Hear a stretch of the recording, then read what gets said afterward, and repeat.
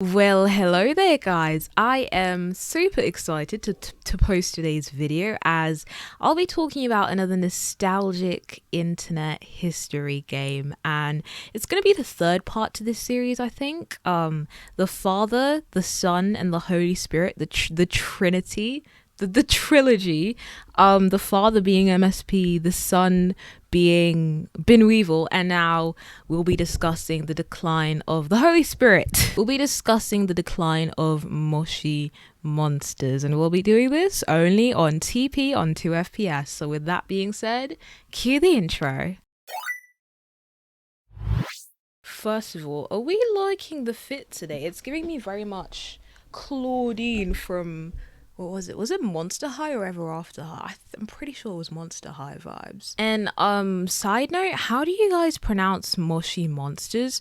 I have always pronounced it as Moshi, but I've heard lots of different people pronounce it as Moshi or even Mushi, which makes absolutely no sense to me. I guess it can also just depend where you're from and how you pronounce things. But by the way, guys, if you enjoyed today's content, please subscribe. I mean, just look at that subscriber ratio count, please. I need money. So similar to Bin Weevil, of which we already just did a video on, go check it out if you haven't already. Moshi Monsters was another British MMORPG. It was aimed at younger kids, but like the age range was 6 to 12 instead of 8 to 12 as Movie Star Planet was aimed at. Go check out the MSP video if you haven't already. However, the thing is, like, when you were signing up, you obviously needed to put in your age, and you could technically be as young as 4 years old in playing this game, as they put like 4 years old as one of the options that you can pick, which I think is absolutely ridiculous, and it's just kind of concerning and weird that a 4-year-old would be able to play Moshi Monsters, because I don't think any game where there's a chat function available, even if it is like Moshi Monsters chat function, which we'll get into why I'm talking about that in a second, is appropriate for a 4-year-old. Like, what was I doing at 4? I was learning my 2 times tables and I could barely read, and I don't know, I feel like 4-year-olds, let's just say, are a lot more gullible than, I don't know, 8 or 12-year-olds. So I don't even know what they were going for with that one. And let me just read this piece of information straight off of Wikipedia. Users could choose from one of 6 virtual pet monsters. Once their pet had been customized, players could navigate their way around Monstro City, play games, personalize their room, and communicate with other users in a safe environment, although this has been disputed. We'll go back and talk about that point in a second. But now here's a clip from J Trey explaining the characters. At the very start, you have a choice between Lovely, Furry, Diavolo, Katsuma, Poppet, and Zomer. And then you also had Rocks, which was like the equivalent of Star Coins in MSP, and Mulch or Dosh in Bin Weevil, which is just the online currency. You can buy things with it. And then, fun fact, this game was created by Michael Acton Smith, who is actually the co-founder and CEO of Calm, that mindfulness and meditation app that everyone keeps on getting ads for. In collaboration with Mind Candy in the year 2008, Moshi Monsters was officially launched. Now, let's talk about the rise of Moshi Monsters.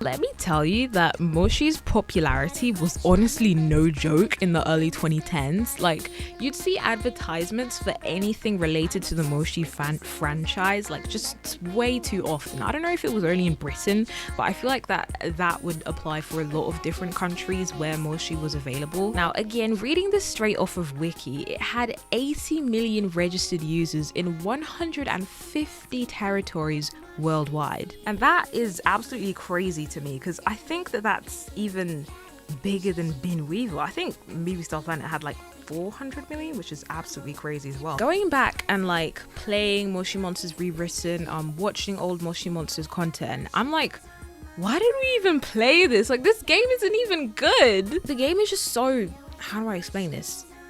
There's not much you can do, and it's quite counterintuitive. It was so hard for me as a 7-year-old to try and navigate the homepage. Like, I could barely get past the homepage, and it was just, there wasn't even that many things available to do, but we'll talk about that in a second. Somehow the franchise gained an extremely large amount of attention and pretty fast, with it already getting 10 million different players after a year of it being launched. As I was saying, the Moshi Monsters franchise was absolutely no joke. We're talking about a multi-million brand that has merchandise, Nintendo DS games, mobile games, movies, and music. Probably gonna put in some Moshi music as I'm editing this. Hopefully I won't get copyright struck.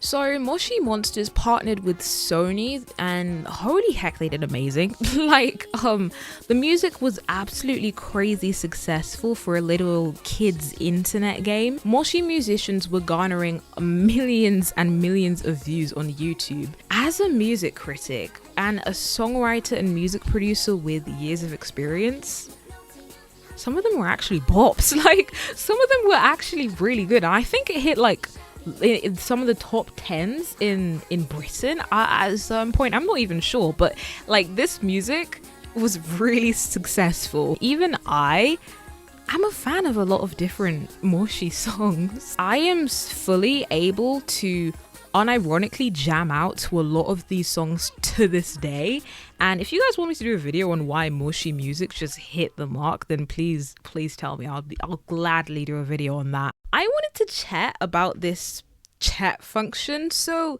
in a lot of these MMORPG web browser games, one of the most memorable features about them is the chat function. However, in Moshi Monsters chat function did not hit the mark whatsoever. The only two ways that you could chat to people on this website was either post-it notes, which was like in your little house, and even the post-it notes were actually a terrible form of communication, because like, it takes ages for like you to put it on there and then your friend to see it, and I think there was also like a character limit on it as well, so it was just like a really bad form of communication. I think you also had to be friends to be able to put a post-it note in your friend's house or whatever was going on there. And then the other method of communication was on forums. Sadly, as a kid, I didn't really spend much time on these forums. I didn't even remember that there were forums on Moshi Monsters until like yesterday when I was doing research for this video. But anyways, that's beyond the point. It's not a very effective method for a map to target kids, because you can barely do anything with the chat functions that you have been given, which I think also is what made Moshi Monsters a bit less memorable to me, because the chat function is literally what was carrying most of these MMORPG web browser games such as Bin Weevils and MSP. And with all that being said, I think that makes Moshi Monsters a lot more map safe than a lot of the other games of the time were. So I really hope I'm pronouncing this properly, but nunchakus are a fighting weapon used in various different martial arts and are actually banned in several different countries. What's this got to do with Moshi Monsters? Well, you see, Moshi incorporated an accessory that was purchasable using the game's currency system, rocks. They incorporated this item, the nunchaku, and you're able to basically wear it on your avatar. I guess this is quite problematic, as it's sort of teaching kids that it's cool to have fighting weapons that are actually really dangerous and kids should not be using without obviously being trained and getting to a more responsible age. I remember seeing a comment on like this website that rates kids apps games and them saying this, because I don't even actually, that's cap, I think I do remember the nunchakus. But obviously little 7-year-old me couldn't tell what was wrong with that being in a kid's game. And then let's talk Moshi Monsters ripoff. So there was a Chinese Moshi ripoff. However, I searched deep. I searched the internet thoroughly for any information on this, and all I can find is a Reddit post, a YouTube video with the Moshi Monsters iceberg, and a news article about it. Was it a news article or was it a fandom page? I don't remember. I think it was a fandom page. Guess what this Moshi ripoff was called? Magic Monsters. Magic Monsters. Oh my gosh, so creative. I wouldn't have thought of that myself. And listen, the Moshi ripoff was so bad because not only were they profiting off of somebody else's hard work and ideas, it was literally just Control C, Control V. Like, I'm telling you, the character designs were nearly identical. I don't think that the Magic Monsters franchise is still up and running today, which I think is a good thing. But if anyone has any more information on this, please let me know, because I'm actually dying to know what happened to Magic Monsters and if it's still up and running today. Moshi memories. Sadly, I don't even remember that much, if I'm being honest. I feel like I spent most of my childhood on MSP, Minecraft and Roblox, so it's actually quite a struggle for me to remember this game. And on top of that, the chat function was so bad, and I think that's what made a lot of these other games really stick out to me, and why I was able to give such thorough, in-depth, interesting reviews on these OG internet games. On the topic of Minecraft and Roblox, I think that it's incredible how these two games, starting off at a similar time to MSP, actually, when was Roblox around? Wasn't Roblox like around in like 2005? Whatever, I'll do research on it. But Minecraft founded in 2009, and then Roblox, I don't know, sometime in the 2000s. And like, it's crazy how these two games have managed to still stay relevant and still stay popular even in the present day, whereas with a lot of these other games they've just died off as time went by and we moved on to the 2020s. And I think the Flesh Apocalypse could have a hand in this situation, since Minecraft and Roblox you had to download, whereas a lot of these other games you didn't, and it was just straight off of your web browser, and most likely used Flash for that. Now I remember choosing the pink one, but I don't even remember her name, but I remember always choosing the pink one. I remember doing the daily quizzes, and like, I swear there was like this quiz palace, and you could like put in your answer there, and I remember just getting so frustrated because I kept on guessing a lot of the questions wrong. And I remember having a dozen different friends. I don't know why the purple color, like when you could see your friend, just stuck out to me so much. Like, when I was rewatching old gameplay of this, I was like, I remember that purple color. Like, I don't know why that stuck out in my memory so much. And then I remember those little post-it notes that were in your room, but they were obviously an awful form of communication. And then I remember wishing that I had memberships so that I could get all the cool stuff and be a part of all these cool events. And then, talking about membership, Moshi Monsters got in trouble with the ASA because it seemed as if they were pressuring kids into buying the membership. I remember playing the cooking game. I really loved the cooking game as a kid, and this cooking game was actually really bad. Like, looking back on it, all you really had to do was just click on a few of these ingredients, and then wow, you've magically mixed up something. The ice cream game, that ice cream game was actually so legendary, because like, it was basically just a rip-off of like the Papa's Pizzeria franchise, but it was just really fun to like just try and go as fast as possible, and then all of these other monsters getting pissed at me and leave. Like, ugh. And then I also remember trying to spawn into the different areas within Moshi Monsters on Skype with my friends, but you know, obviously it never worked for some reason. I don't know why Moshi never let us spawn into the same area. I think that's also another reason why Moshi wasn't that fun compared to Bin Weevils or MSP, where you could actually spawn into the same area as your friends. Now let's talk about the decline of Moshi Monsters.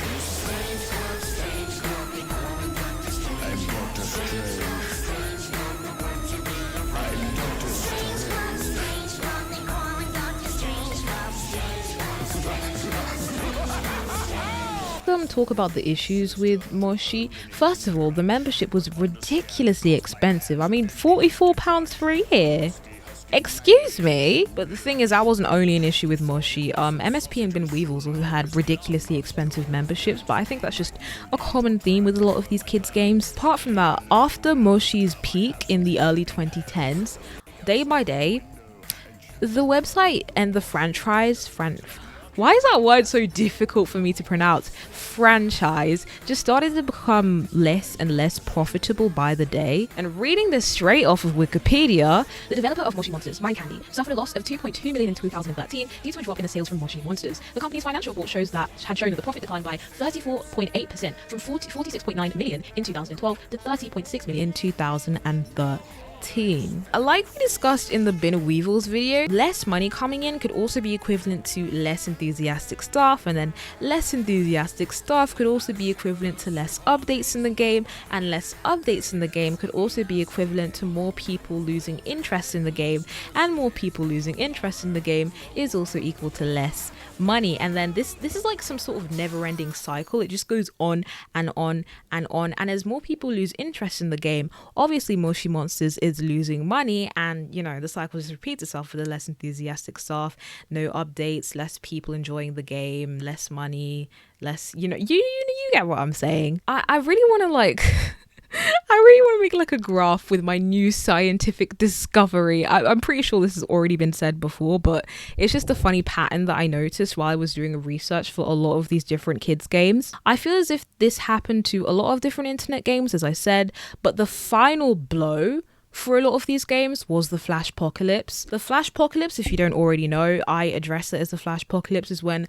Adobe stopped supporting Flash Player on a lot of different super popular browsers like Chrome, Safari, Firefox, etc. Internet Explorer, don't know who uses that anymore. That was when a lot of these games were sadly killed off. December the 31st of 2020 marked that date, and by early 2021, most of these Flash supported games were of no more. So we have a multitude of different answers as to why Moshi Monsters died. 1, becoming less profitable and the never-ending cycle. 2, the Flashpocalypse. And 3, which could be correlated to reason 1, we all just grew up.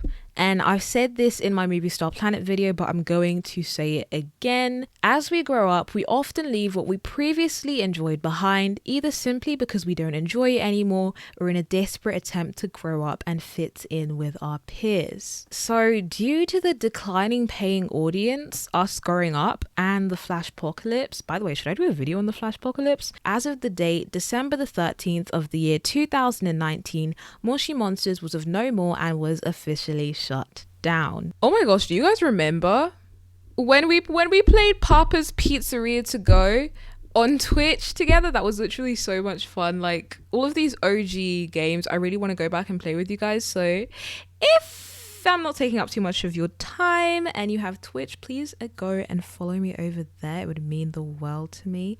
And come join us whenever we're able to stream again. Okay guys, when I'm finally able to go back to streaming on Twitch again, I really want to go back and play all of these OG games with you guys, since there's Moshi Rewritten. Oh yeah, I forgot to explain what Moshi Rewritten was. It's basically just Moshi Monsters, but developed by a lot of fans to try and basically build Moshi Monsters back to the way that it was. There are subtle differences between the original Moshi Monsters and Moshi Rewritten, but the developers have done a great job at keeping the original game back to life. So thank you, Moshi Monsters, for the laughs, the memories, and the frustrations of not being able to get past the homepage because of how counterintuitive the setup was. Thank you for being a solid part of my childhood, like many other British MMORPGs of the early 2010s were. Thank you for the 11 years we had with Moshi Monsters, 2008 to 2019. Gone, but definitely not forgotten. Did that gasp scare you? I really hope that it did. I first of all want to say a huge thank you to anyone that like actually watched the video. Thank you. And thank you to anyone that has stayed up this point or beyond. Oh my god, why is it doing that? Sorry, I just saw a really weird glitch from my computer. But anyways, if you enjoyed, please consider subscribing, because you know, stuff like that. To YouTuber stuff like that, I guess. And I really hope that you have a nice day, and comment if this video made you think of anything that you remember of, because I just feel like MSP was a lot more memorable to me, and Bin Weevils was a lot more memorable to me rather than Moshi Monsters. But I still did enjoy this game as a kid, yeah, definitely. And you know what, I hope you have a wonderful day, and I'll see you in the next one. Also looking for content suggestions, so if you'd like me to speak about anything that I haven't already done, please leave them in the comments below. I hope you have a splendid day, and I will catch you in the next one. This is TP signing out. Peace.